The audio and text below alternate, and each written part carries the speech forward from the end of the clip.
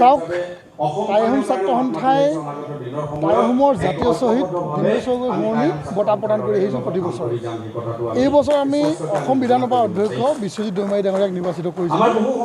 কাৰণ আমি এই বঁটাটো এনেকুৱা এজন ব্যক্তিক প্ৰদান কৰোঁ যিজন ব্যক্তিয়ে অসমৰ সাৰ্বজনীন উন্নয়নৰ কাৰণে প্ৰতিটো জাতি জনগোষ্ঠীৰ উন্নয়নৰ কথা চিন্তা কৰে আৰু তেখেতে সমাজ জীৱনত তেখেতে যিখিনি কাম কৰিছে তেখেতৰ যিখিনি চিন্তাধাৰা সেইখিনি প্ৰতিটো জাতি জনগোষ্ঠীৰ উন্নয়নৰ কাৰণে প্ৰতিফলিত হয়।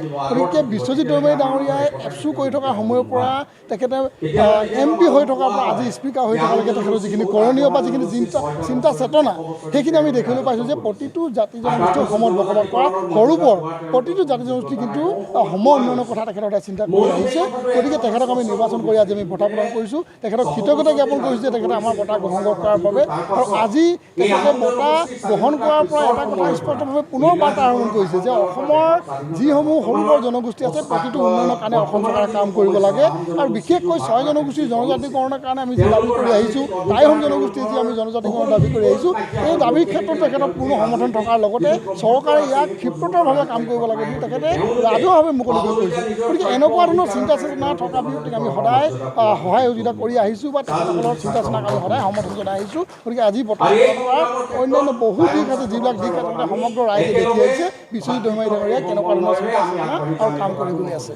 আৰু আজি বিভিন্ন ধৰণৰ কাৰ্যসূচী সম্পূৰ্ণ হোৱাৰ পাছত মুকলি হ'ব ইতিমধ্যে আমাৰ ছাত্ৰ সন্থাৰ 36 সংখ্যক যি আমাৰ শ্বহীদ দিৱসৰ সম্পূৰ্ণ কাৰ্যসূচী সফলৰূপে সমাপন ঘটিছে। ইয়াৰ পিছত বন্তি প্ৰজ্বলন কাৰ্যসূচী আছে। আৰু এই শ্বহীদ দিৱসৰ পৰা আমি টাই আহোম ছাত্ৰ সন্থাই এটা বাৰ্তা প্ৰেৰণ কৰিব বিচাৰিছোঁ। যিদৰে আমাৰ ডিম্বেশ্বৰ ডাঙৰীয়াক উগ্ৰ জাতীয়তাবাদৰ গুলি হৈ আলফাই নিঃসংগভাৱে হত্যা কৰিলে অনাগত দিনত যাতে কোনো এজন টাই আহোম ছাত্ৰ সন্থাই বা অসমৰ পাহোৱাল ডেকা যাতে কোনো কাৰণতে অসমৰ পৰা হেৰাই যাব নালাগে তাৰ কাৰণে সন্ত্ৰাসবাদ নিপাত যোৱাৰ যি পৰিকল্পনা তাৰ কাৰণে আমি সমগ্ৰ অসমবাসী ৰাইজক মাৰ বান্ধি যি হ'ব আমি জনাইছোঁ।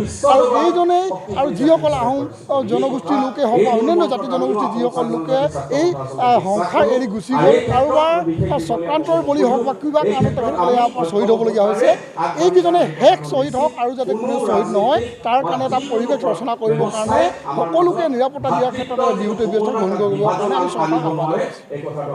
নাই ইয়াত আহি ভাল লাগিল, সকলোকে লগ পালোঁ। আমাৰ টাই আহোম জনগোষ্ঠীৰ আটাচুকে ধৰি অন্যান্য মানে দল সংগঠনৰ নেতাসকলক আমাৰ MLA বিশ্বজিৎ ফুকন ডাঙৰীয়া মোৰ লগতে আছে পালোঁ। এটা ঘৰুৱা পৰিৱেশ মই ধন্যবাদ জনাইছোঁ যে মোক আজি ইমান দূৰৰ পৰা মাতি আৰু সমন্বয় প্ৰত্যেকটা শ্বহীদ দিৱসক যিটো ডিম্বেশ্বৰ গগৈ শ্বহীদ তেখেতৰ নামত মোক তেখেতসকলে প্ৰদান কৰিলে। মই মোৰ কৰ্মজীৱনৰ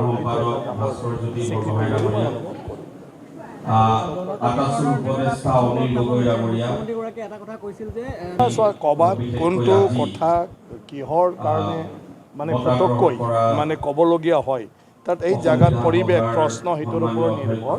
কিন্তু এতিয়া অসম বিধানসভা আমাৰ কিবাতে হ'ব কি কয় মাৰ্চ মানে ভোটটো এপ্ৰিলত হ'ব। আমি চবেই জানো যে আমাৰ ফেব্ৰুৱাৰীৰ পৰাই আমাৰ বিধানসভা নাথাকে, জানুৱাৰী লাষ্টৰ পৰাই আমাৰ বিধানসভা নাথাকে। ফেব্ৰুৱাৰীত এটা দৰমহা দি যাবলৈ আৰু বিভিন্ন যিবিলাক চলি থকা আঁচনি সেইবিলাকত খৰচা কৰিবলৈ আমি অনুমোদন জনাম।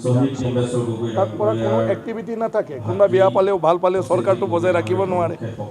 দ্বিতীয় কথা যে লোকসভা আপোনাৰ মানে কিবাহে হ'ব কি কয় মাৰ্চত বাজেট ছেশ্যন হ'ব, যিটো সময়ত অসমত চব নিৰ্বাচন এইটো সময়। তো তেনেকুৱা ধৰণৰ নিৰ্বাচন চলি থাকোঁতে জেনেৰেলি তেনেকুৱা সিদ্ধান্ত চৰকাৰে ল'ব নোৱাৰে যিটো নিৰ্বাচনবিলাকৰ ক্ষেত্ৰত এটা মানে কিবা পৰিব পাৰে। যি ৰাজ্যবিলাকত নিৰ্বাচন হয় তাত নিৰ্বাচনৰ সময়ত কোনো ঘটনা হ'ব নোৱাৰে, কোনো তেনেকুৱা ধৰণৰ কিবা কৰিব নোৱাৰে। চাগে সেইবিলাক কথাটো লৈ পালে ক'ব পাৰে। বাকীটো প্ৰক্ৰিয়া এতিয়া ৰিকমেণ্ডেশ্যন লাগিছিলে অসম চৰকাৰৰ পৰা, ৰিকমেণ্ডেশ্যনটো দিয়া হয়। এতিয়া ৰিকমেণ্ডেশ্যনটো দিয়াৰ পিছত যেতিয়া বিল উত্থাপন হৈছিলে তেতিয়া হাউচত এটা এচুৰেঞ্চ আছিলে যে ৰাজ্য চৰকাৰৰ পৰা ৰিকমেণ্ডেশ্যন পোৱাৰ পিছত আৰু বৰ্তমানৰ জনজাতিসকলৰ মানে যি সুযোগ সুবিধা এইটো যাহাতে কৰিব নহয়, এইটো নিশ্চিত প্ৰদান কৰাৰ যি ব্যৱস্থা সেই ব্যৱস্থা কৰাৰ পিছত পাৰ্লিমেণ্টত এই বিষয়তে চৰ্চা কৰি এই জনজাতিকৰণৰ মানে ব্যৱস্থাটো কৰা হয় গতিকে ৰিকমেণ্ডেশ্যন গ'ল ৰিকমেণ্ডেশ্যন যোৱাৰ পিছত এতিয়া চেণ্ট্ৰেল গভৰ্ণমেণ্ট চৰকাৰে এই ৰিকমেণ্ডেশ্যনটো আপোনাৰ পাৰ্লিয়ামেণ্টলৈকে পঠাব লাগিব পাৰ্লিয়ামেণ্টত গতিকে এইটো এটা প্ৰক্ৰিয়া সেইকাৰণে কামটো হ'ব লাগে আমাৰ সেইটোহে কথা কোনে কি কৈ আছে সেইটোৰ লগত আমি যাই থাকিব নালাগে আৰু বিভিন্ন সময়ত বিভিন্ন পৰিৱেশত বিভিন্ন ধৰণৰ প্ৰশ্নবিলাক সোধা হয় তেতিয়া তেনেকুৱা ধৰণৰ ক'ব লগা হয় আৰু কওঁতে বাকী কথাটো নকৈ ফালে অকল কোনটোবাখিনিহে প্ৰচাৰ কৰা হয় আৰু তাতে মানুহবিলাকে মিছআণ্ডাৰষ্টেণ্ডিং হয় এতিয়া মই পিকচাৰটো বুজাই দিছোঁ যে আমাৰ অসম বিধানসভা জানুৱাৰীৰ পিছত ফেব্ৰুৱাৰী জাষ্ট এটা ছেশ্যন হ'ব তাৰপিছত আৰু আমাৰ বিধানসভা বা চৰকাৰত একো নাথাকে এটাতো হ'ল ইলেকশ্যনৰ পিছত বাকী ৰাজ্যবিলাকৰো ইলেকশ্যন আছে গোটেই আমাৰ 4টা ৰাজ্য না কিহৰ ইলেকশ্যন হ'ব এইটো নোহোৱালৈকে আমাৰ কাউণ্টিং নহয় গতিকে চবেই জানে এপ্ৰিলত ভোট হ'ব কিন্তু আমাৰ মে' মাহৰ শেষ পালেহে চৰকাৰ হ'ব তাৰপিছতহে উদ্যোগ ল'ব পাৰিব এটাতো হ'ল চেণ্ট্ৰেলত পঠাই দি দিলে চেণ্ট্ৰেলে নিৰ্বাচনৰ সময়ত যি ৰাজ্যত নিৰ্বাচন হ'ব তাত কোনো